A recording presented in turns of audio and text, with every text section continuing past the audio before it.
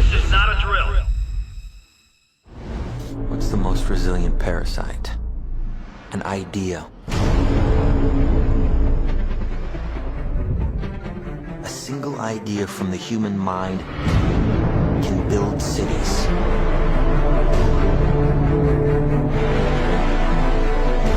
An idea can transform the world and rewrite all the rules. Which is why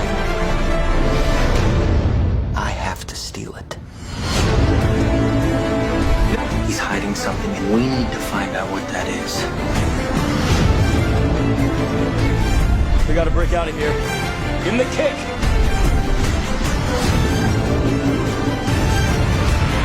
This was not a part of the plan! Wake me up! Wake me up!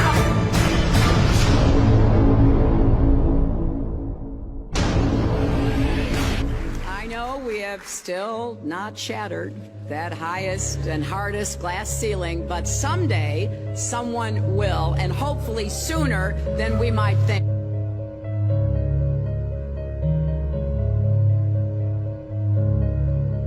As the galaxies go whizzing by over the glass domed ceiling. Now tell me that doesn't work for you. If it's true, does it change how I live my life? This is something that is not an easy answer because of the magnitude of what we're talking about here. How it will change your life, first of all, when you understand it, is dramatic, to say the least. Will it change you from having to go to your job every day and the things that you typically do every day? No. But when this knowledge becomes more mainstream and these agencies are starting to be held accountable, and you understand that they're all participating in this, not just the United States government, not just NASA, but China, Russia, India, all of them have space programs. They all have the same symbolism. They're all doing the exact same thing to their citizenry. And the first thing you have to understand about this is that the deception goes all the way to the top. And when I say all the way to the top, you have to kind of get rid of the notion that the people at the very highest levels are working together.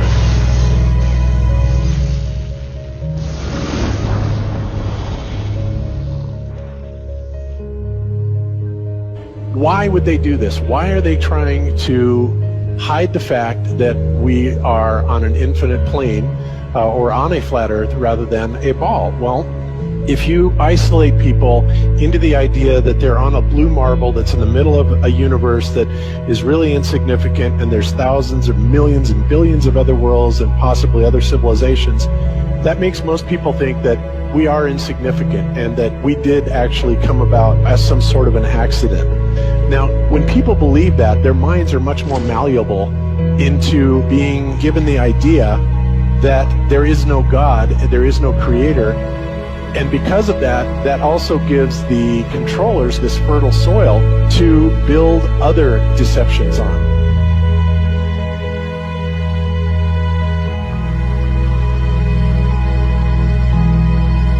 Why do you think that Truman has never come close to discovering the true nature of his world until now? We accept the reality of the world with which we're presented. It's as simple as that. It's about total control, mental, physical, spiritual, every way, shape, form possible. You have to remember how big of a conspiracy this is. This isn't talking about just the JFK thing or isn't talking about just 9/11. It's on an umbrella kind of system to where it is the biggest deception that there is. It actually exposes every other deception, and nothing else brings down the power of the elite because it really exposes education, science, the economy, television, museums, universities. Think of all the things that have been fooled. I feel worse for the people that are out there building satellites, the people that are out there actually working for these space agencies, the people out there teaching in schools as professors, because they would all come to the conclusion eventually, once this gets out, that they've all been contributing to the lie. Why do you believe what you believe? Prove it without using NASA or any other space agency. the government or military of any country in the world. Why would I say that? NASA has been proven to be liars time and time again. I could spend a whole weekend here showing you the lies of NASA. How many of you believe your government is 100% honest and can be trustworthy? And how many of you know the military answers to their government? Okay, so if those three sources are all proven liars, why would you trust them? Fool me once, right? Shame on you. Fool me twice, shame on me. I say, continue to believe pathological liars and you're an idiot. But that's what we've all done. And so, I look at these stuff, we've all seen the textbooks, we've all seen the videos and movies and all these things, and there's so much of it. Do you know what the budget NASA has? You know how much they get? How much money they get? Have you seen the movie Gravity? Okay. That's made for about $100 million, give or take. And if you saw the movie Gravity, that was pretty impressive. I saw it on IMAX, big screen, like, wow. I mean, I felt like I was with Sandra Bullock flying around in space, freaking out myself. Okay, this is what they're able to do with $100 million. What are you able to do with tens of billions of dollars a year since the 60s? Now, in my opinion, we're being lied to not only about the shape of the Earth, we're being lied to about the very nature of reality itself. In 1954, Admiral Richard Byrd, a highly decorated naval officer, conducted an interview where he alluded to the idea that there may very well be land beyond the poles. Admiral Byrd, you've been to both the North Pole and the South Pole. Is there any unexplored land left on this Earth that might appeal to adventurous young Americans? Yes, there is. But strangely enough, there's left in the world today an area as big as the United States that's never been seen by a human being. And that's beyond the pole on the other side of the South Pole from Middle America. And I think it's quite astonishing that there should be an area as big as that unexplored.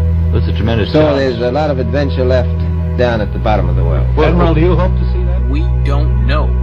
That's the big problem. We don't know where we are. Okay? That's what we're all trying to figure out here.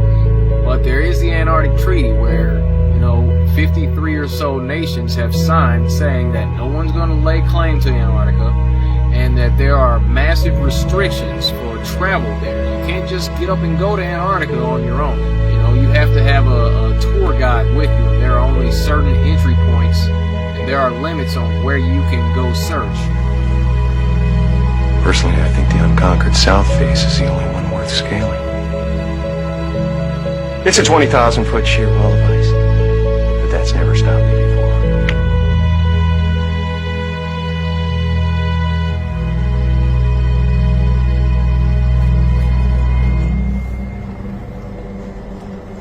Welcome.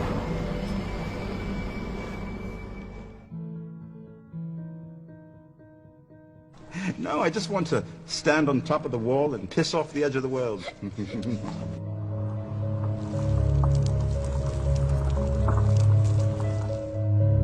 What difference does it make? What difference does it make? Yeah, that's their favorite line. Got a lot of people, what difference does it make? You can't figure out what difference it makes? If you can't figure out what difference it makes that the people running your world have lied to you over and over your whole life, if you can't figure out that someone lying to you is trying to control you, suppressing of information, of knowledge, is control. Deception of information and knowledge is a form of control. So what difference does it make? It makes a big difference, because once they start omitting information or lying about information about where you live, they're doing it to control you. Period. Why am I having to explain this to critical thinkers in the truth movement? The way you control billions of people is to keep them divided and fighting each other. Flat Earth is not a psyop. Flat Earth destroys the psyop. Every psyop that's been used to control us. For as long long as they've known about it. So this system has been in power and control for hundreds of years, ever since they convinced the rest of the world that they didn't know where they live. It created this fantastical scenario to make people feel insignificant and to follow those that appear to know better. Why is the flat earth so important? Because it shows the deception. And if everybody would just come together and demand answers, they would be in checkmate. They would not know what to do. Train up a child in the way that he should go, and when he is old, he will not depart from it. I believe that's why we have so many who are indoctrinated to still believe and fight so hard for the heliocentric model. The reason being is because we've been taught the globe model since before we had the ability to think for ourselves. Think about that. Before you could think for yourself, before you could form rational thought, you've been taught that you live on a spinning ball, although your five senses tell you something totally different. Our senses tell us that the earth is flat and stationary, that the sun and moon and the stars rotate above us just as we see, that they make their annual cycles in such a way that we can calculate days, months, and years of the passage of time, just like in Scripture. The earth in itself works like a well-designed timepiece, and we all know that any timepiece that we can think of has a designer. What if the lie is to hide the existence of that designer? What if they're lying to us about this because they're hiding God?